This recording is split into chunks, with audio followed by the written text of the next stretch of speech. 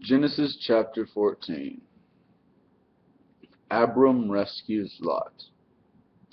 At this time, Amraphel, king of Shinar, Arioch, king of Elasar, Kedorlaomer, king of Elam, and Tidal, king of Galim, went to war against Bera, king of Sodom, Bersha, king of Gomorrah, Shinab, king of Admah, Shamar, king of Zimbo, and the king of Bela, that is Zor. It's in parentheses it says Bela, that is Zor. All these latter kings joined forces in the valley of Siddim, the Salt Sea, and again in parentheses. For 12 years they had been subject to Kedorlaomer, but in the 13th year they rebelled.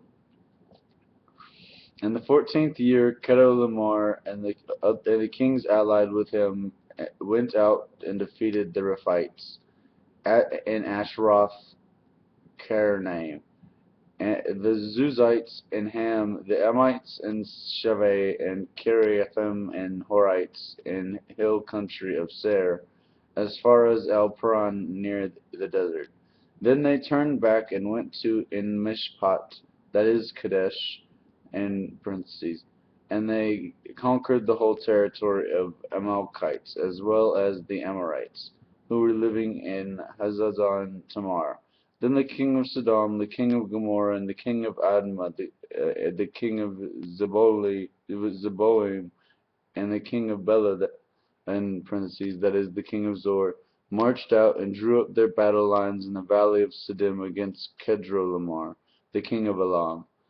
Tidal, king of Goim, Aphriel, king of Shinar, and Arioch, king of Elasar, 4 kings against 5. Now, that doesn't really matter how many kings there are, it's really how many people they've got.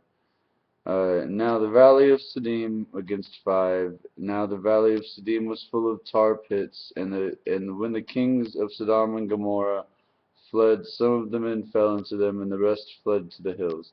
The 4 kings seized all the goods of Sodom and Gomorrah, and all their food, then they went away.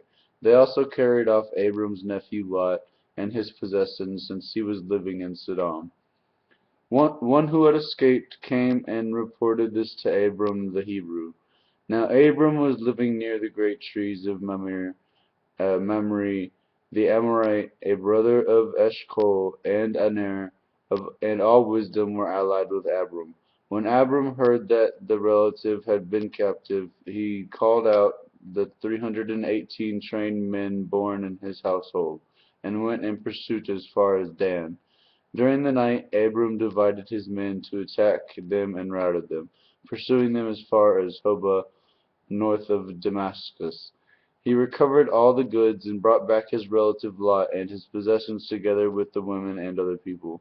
After Abram returned from defeating Kedorlaomer and the kings allied with him, the king of Sodom came out to meet him in the valley of Shaveh, that is, the king's valley, in parentheses.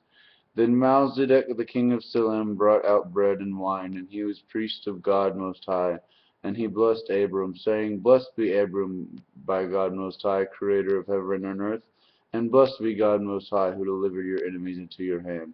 Then Abram gave him a tenth of everything.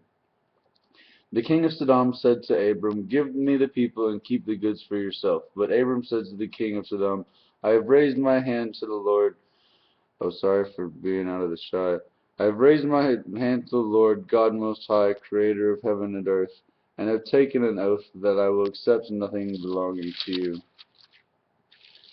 not even a thread or the thong of a sandal, so that you will never be able to say, I made Abram rich. I will not accept nothing but what my men have eaten, and share that belongs to the men who went with me to Aner, Eshcol, and Mamre. Let them have their share. So basically, he's being Jewish. He's a Hebrew. And well, I mean, a lot of different cultures do this, but he just doesn't want to later have to be able to, so the other guy to be able to say, well, you owe me a favor. I paid you back after that war.